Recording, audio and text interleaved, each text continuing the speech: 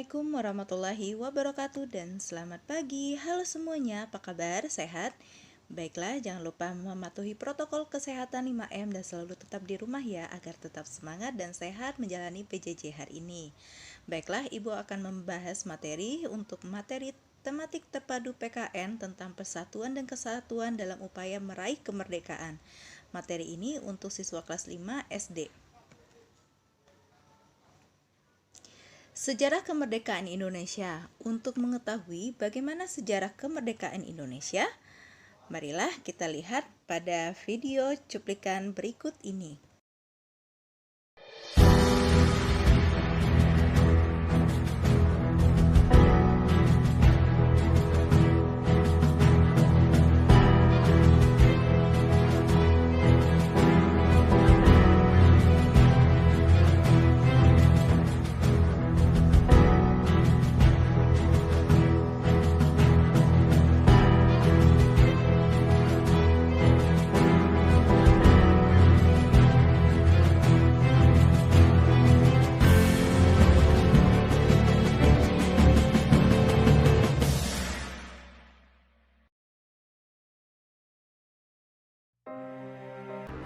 Pada 6 dan 9 Agustus 1945, bom atom meluluh lantakan kota Hiroshima dan Nagasaki, Jepang.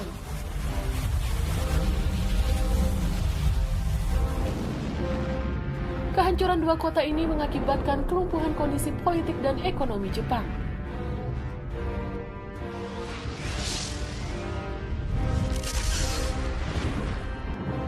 Pada 15 Agustus 1945, Jepang menyerah tanpa syarat pada sekutu. Kaisar Hirohito tampil di radio nasional Jepang pertama kalinya mengumumkan Jepang menyerah.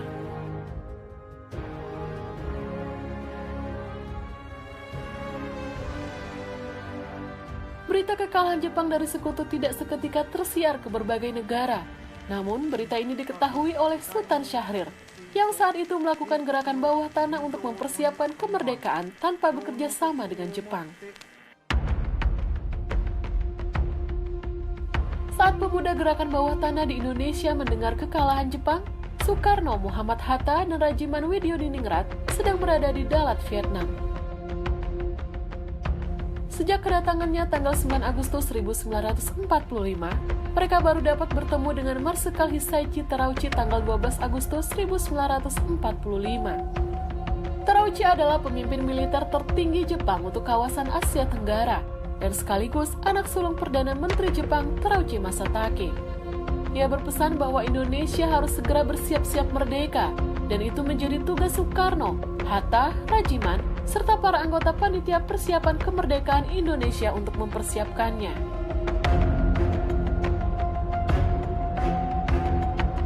Pada kesempatan itu pula, Terauchi menyampaikan rincian 21 anggota PPKI yang telah disusun oleh pemerintah Dai Nippon.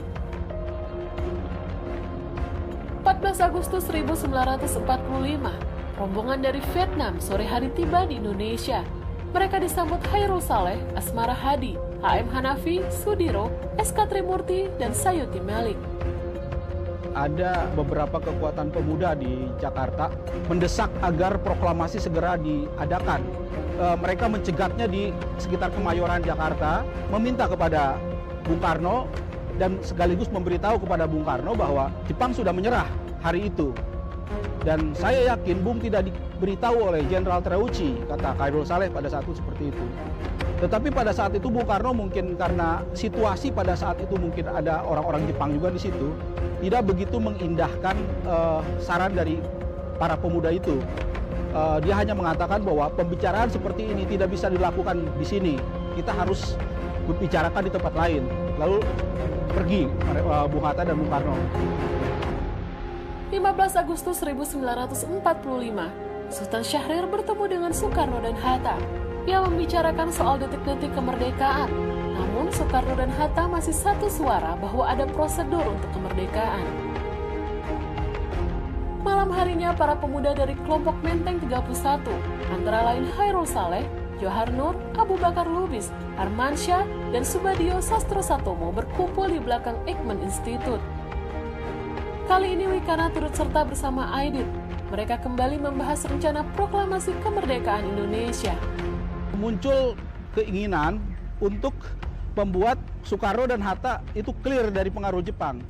Karena para pemuda itu percaya bahwa ketika Soekarno dan Hatta bicara seolah-olah ketakutan dan menolak saran mereka untuk segera mungkin memerdekakan Indonesia dan melakukan proklamasi, para pemuda mengira bahwa itu merupakan bagian dari ketakutannya Soekarno-Hatta karena masih ada di lingkungan orang-orang Jepang pada saat itu dan di bawah pengaruh Jenderal Terauchi gitu.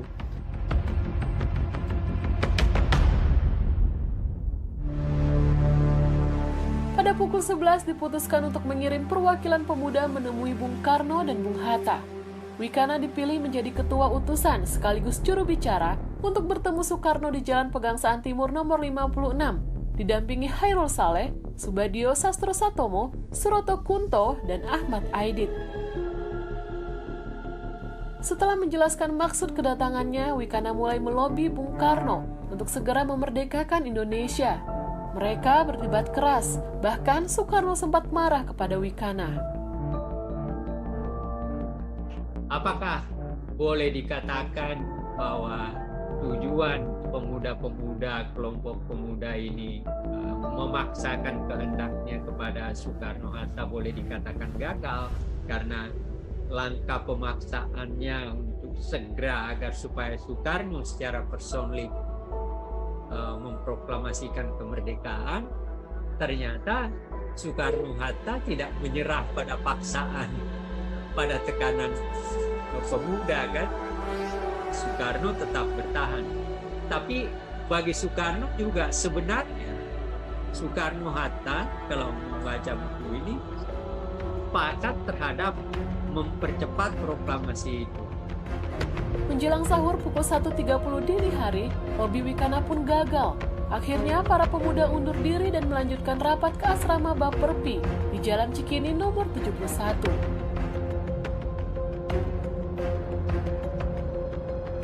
Gagal melobi di Pegangsaan, para pemuda kembali merapatkan barisan. Mereka memutuskan kemerdekaan harus dinyatakan sendiri oleh rakyat. Jangan menunggu kemerdekaan dari Jepang. Para pemuda berencana untuk menjauhkan Soekarno-Hatta dari tangan Jepang dan membawanya keluar Jakarta.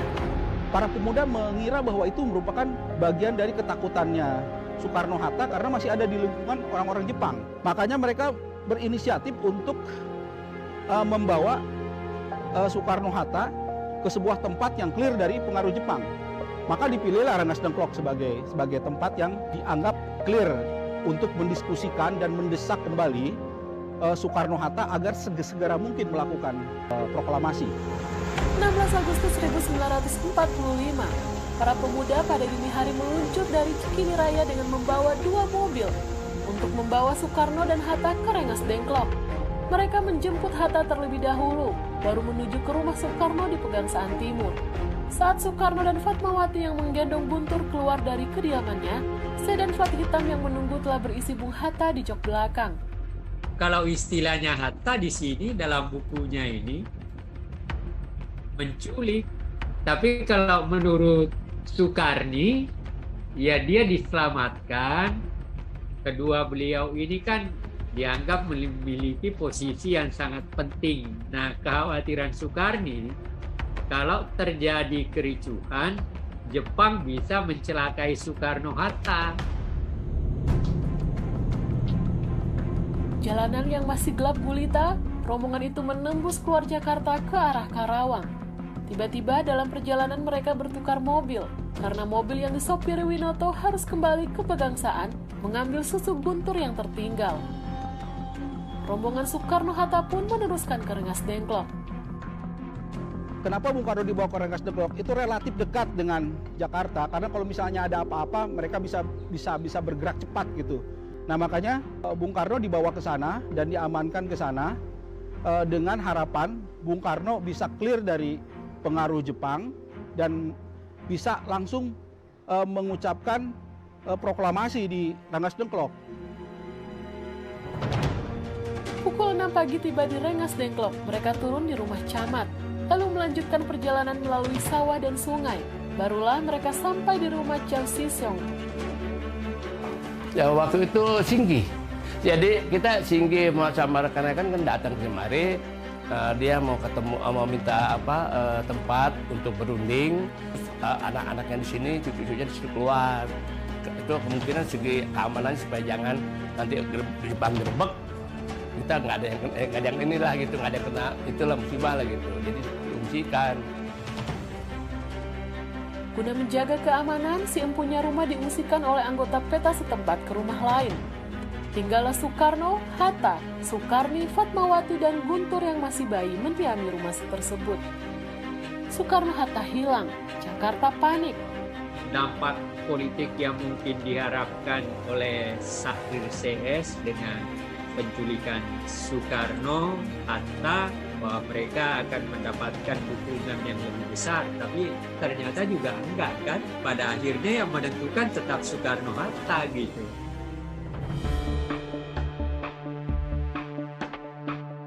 Dalam perjalanan kembali ke Jakarta, saat di perbatasan tampak dari kejauhan langit memerah. Mereka melihat langit di atas kalender itu merah gitu. Soekarno langsung teriak, inilah revolusi. Jakarta sudah mulai berevolusi. Bung harus lihat ini. Ya, Soekarno diam saja, tapi ketika pas bergerak menuju arah itu ternyata sumber api itu bukan dari arah Jakarta, bukan dari kerusuhan, tetapi dari seorang petani yang sedang membakar rerumputan untuk membuat sawah baru gitu ya. Bung Karno langsung meledek. Inilah yang kamu sebut sebagai revolusi, Soekarni. Ini bukan revolusi pemuda, ini hanya seorang marhainis yang sedang membakar rerumputan, dia bilang gitu. Dalam proses menuju kepada proklamasi, ada hal-hal yang sebenarnya sangat manusiawi, seperti tujuan Soekarni atau pemuda pada umumnya, tetapi di tengah jalan ada sesuatu yang lucu dengan asap itu. Itu dalam rangka revolusi loh. Pukul 8 malam mereka pun tiba di Miyakodori, kediaman Hatta. Soekarno dan Hatta lanjut menuju rumah Laksamana Maeda dan bermusyawarah soal proklamasi.